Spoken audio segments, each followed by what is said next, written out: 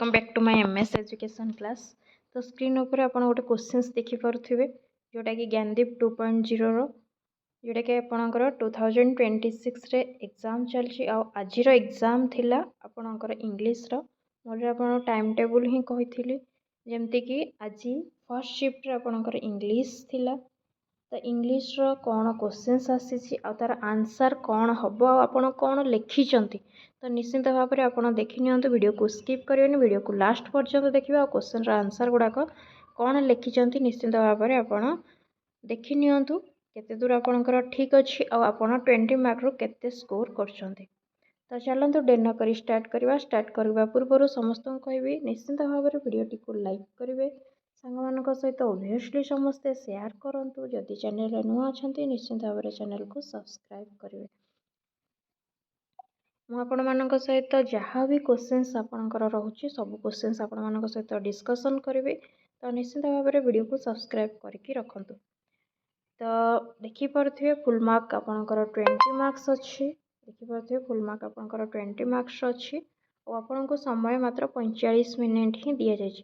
बहुत ही ढेर समय 45 मिनिट मात्र 20 मार्क्स और बहुत ही इजी इजी क्वेश्चंस रही। मुझे प्रीवियस जो टाइम टेबल क्वेश्चंस जो आपणकर टाइम टेबल बतई से कही कि आपन को बहुत ही इजी क्वेश्चंस आसो और देखो बहुत ही इजी क्वेश्चंस आसी जाइए।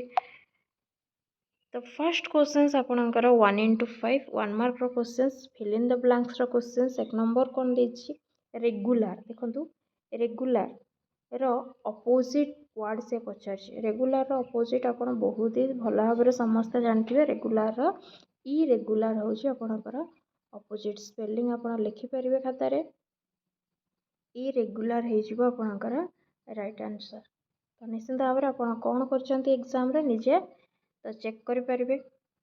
देन क्वेश्चन नंबर 2 देछि स्मॉल स्मॉल रो सिनोनिम पचार सिनोनिम अर्थ आपणकर समानार्थ बोधक शब्द माने से रिलेटेड वर्ड आप लिखिए। आउ एंटोनिम अर्थ होची आपणकर अपोजिट वर्ड जोटा कि आम ऑलरेडी रेगुलर रो करि सारिछे। सिनोनिम अर्थ स्मॉल रो मीनिंग आसुथिबो आउ अलगा किछि वर्ड आप लिखिए। तो जमती कि आपणकर बुक रे गोटे थिला टिनी विंग्स टिनी रो अर्थ आपन स्मॉल भी नहीं पारे टिनी जदि लिखिंट आपणकर ठीक हम कि आप लिटिल लिखिपर लिटिल अर्थ भी छोट अर्थ रे आसीबो स्मॉल अर्थ रे आसी परिबो। तापरे आपण कंपैक्ट लिखिले हम कंपैक्ट ता अर्थ भी आपणकर स्मॉल रे आसीबो। पोर्टेबल जदि लिखिथे भी सेटा आपणकर ठीक है परिबो। सॉरी आउथरे लिख नौची। तो बहुत सारा सिनोनिम्स अच्छी आप जहाँ भी लिखले ठीक हम तो गोटे ही लिखिए कारण सिनोनिम गोटे देछि।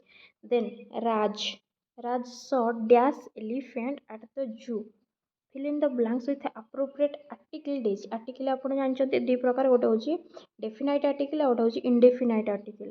तो ए आन आ गोटे हूँ आमर दटा हूँ आपणकर डेफिनाइट आउ ए आन हूँ आपणकर इनडेफिनाइट आर्टिकल। तो आन कौटी बस भल भाव में जानते आपणकर भावेल्स आगु आन बस ए ई आई ओ आउ यू। तो ये देखु ई अच्छी एलिफेंट अच्छे आराम से आपड़ ये आन लगे पारे। देन क्वेश्चन नंबर 4 देछि Sita is a girl she dash beautifully. तो करेक्ट टेंस रे लिखंतु बोली कहूँ देखो यहाँ हूँ प्रेजेंट टेंस रे अच्छी। तो नॉर्मल प्रेजेंट टेंस रे आपणकर जनरल फैक्ट गुड़ाक आपणकर भर एस और एस लगे ये आप समस्ते जानते। तो ये सिंग जेहेतु अच्छी तो सिंग अच्छी जेहेतु ये सिंग्स हम SINGS सिंग्स हम आंसर। देन क्वेश्चन नंबर 5 देखो birds fly dash the sky fill in the blank with the appropriate preposition राशि क्वेश्चन। तो ये आपणकर birds fly in the sky हो राइट आंसर इन हो राइट आंसर। तापर आपणकर जंबल वर्ड्स गुड़ाक देखते देखो एपट सेपट होकर अच्छी आप केवल मिसेक लिखे बहुत ही इजी अच्छे देखो केते इजी अच्छी रीडिंग देछि ही देछि ए देछि इज देछि और बुक देछि। तो ये आराम से आपन करि परिबे he is reading a book आराम से लिखिपारे देखो ही आसो तापर इज आसो he is reading a book लिखिपारे लिखिदे he is reading a book ए ही हम तार आंसर रीडिंगटा एटा आप स्मॉल लेटर लिखिए कारण वाक्यर मझे स्मॉल लेटर ही आसो वाक्यर आरंभ केवल फास्ट लेटरटा कैपिटल आसो देन क्वेश्चन नंबर 2 देछि फुटबॉल प्ले दे तो कौन हो दे प्ले फुटबॉल से माने फुटबॉल खेलते तो दे प्ले ये आसपर फुटबॉल दे प्ले फुटबॉल हो राइट आंसर देन देखो क्वेश्चन नंबर 3 देछि कोरापुट राहुल इन लिव्स तो कौन हो Rahul lives in Koraput Rahul lives in Koraput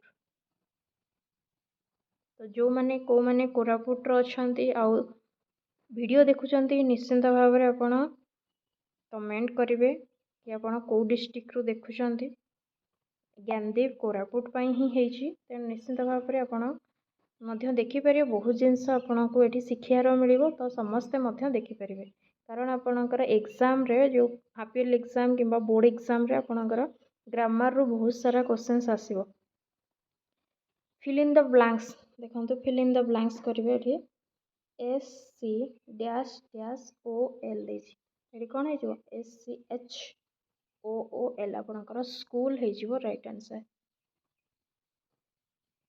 then तापरे क्वेश्चंस देछि G A R dash E dash देछि तो मुझे आपको होमवर्क देवी आप कौन हम निश्चिंत भाव में कहे G A R dash E dash देछि यहाँ आपंपाई होमवर्क रहा निश्चिंत भाव में आप कमेंट सेक्शन रे कमेंट करेंगे कौन हम इजीटा अच्छी निश्चिंत भाव में करेंगे देन तापर आपणकर क्रिकेट हो पार क्रिकेट सी आर आई सी के ई टी क्रिकेट हो पार तापर आपणकर फोर्थटा डी देछि डैश देछि ये आप डस्टर लिखिपारे D U S T E R duster लिखिपारे डस्टर आप जो ब्लैकबोर्ड लिभांती डस्टर कह जाए तो डस्टर हो right answer the are the correct punctuation mark देखो आपंकर एग्जाम रे पंक्चुएसन मार्क आस कमा फुल स्टॉप कौटी क्वेश्चन मार्क कौटी सेमिकोलन कोलन तो यही सिंबल गुड़ाक आप लिखे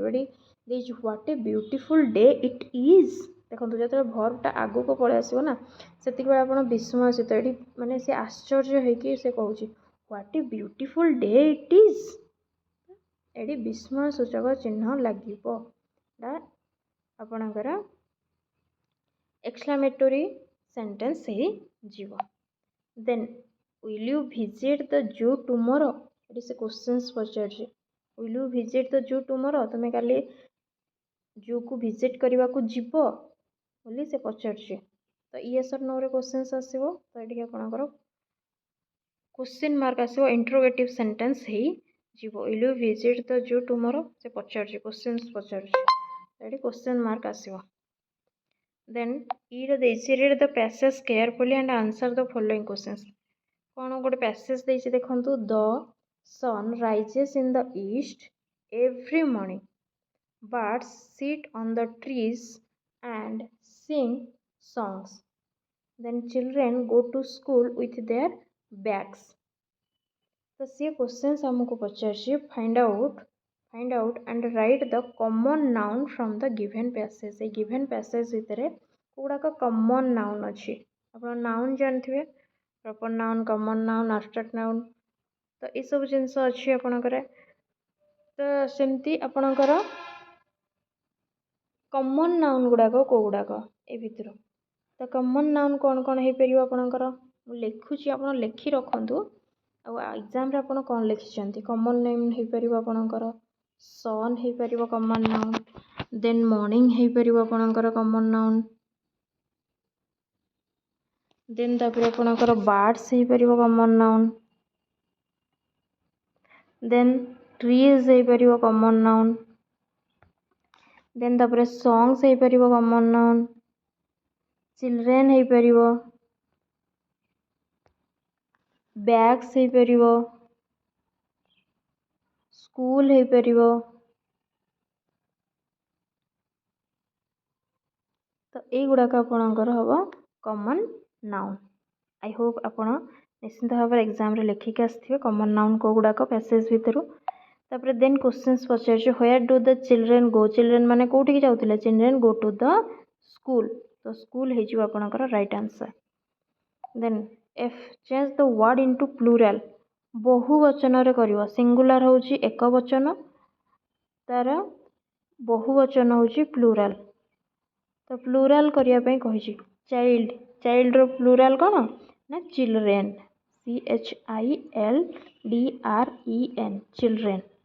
देन देछि गर्ल। गर्ल रो कोन हिजो ना गर्ल्स GIRLS। गर्ल माने गोटे झियो। गर्ल्स कहले बहुत जन झियो को बुझाउची एस लागिवो। तो आई होप कि आपण प्लूराल जानि पारथिबे। देन क्वेश्चंस आपणकर बुक रो क्वेश्चंस 5टी आसे मु जेमति के कहली फर्स्ट चैप्टर गुडा करू ही क्वेश्चन आसीबो।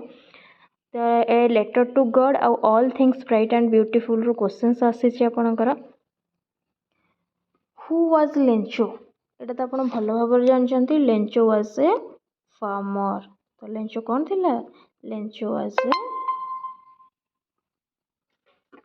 फार्मर। से जने कृषक थिला। देन क्वेश्चंस 2 देछि आपणकर what began to fall with rain. Rain सहित कौन पड़िला कौन ना हेलस्टोन। एटा तो आपण जानथिबे लिखि परिबे a very large hailstone HAILSTONES hailstones began to fall with rain।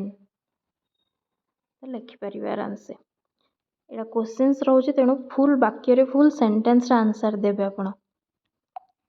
Then तापरे question number 3 who read the letter. किए लेटर को पढ़ले postmaster. Postmaster read the letter. ए क्वेश्चंस गुड़ाक आपणकर इंपोर्टेंट रहिबो आपणकर नेक्स्ट एग्जाम जहाँ भी आपणकर IA1 हो कि IA2 हो कि आपणकर हाफ ईयरली एग्जाम हो कि बोर्ड एग्जाम हो ये सब क्वेश्चंस गुड़ाक important. Who has made all things bright and beautiful. किए सब जिनस को तैयारी करछन्ती केवल हु जगह आपण गॉड लिखिदेवे। God has made all things bright and beautiful. Then last question what brightens of the sky. एटा आपण जानछे the sunset and the morning that brightens of the sky. The sunset and the morning that brightens of the sky ये लिखिदेवे। I hope कि आप निश्चिंत भाव में एग्जाम बहुत ही भल करके आसथिबे। आउ क्वेश्चन रो आंसर कौन अच्छी मुझे सहित शेयर कली।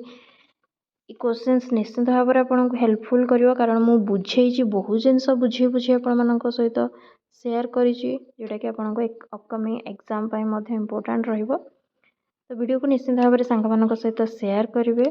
वीडियो को लाइक करने को जमा भी भूलिबेनि निश्चिंत भाव में लाइक करेंगे। और जदि चैनल नु आसती निश्चिंत भाव में चैनल को सब्सक्राइब करेंगे। Thank you all of you. जय जगन्नाथ।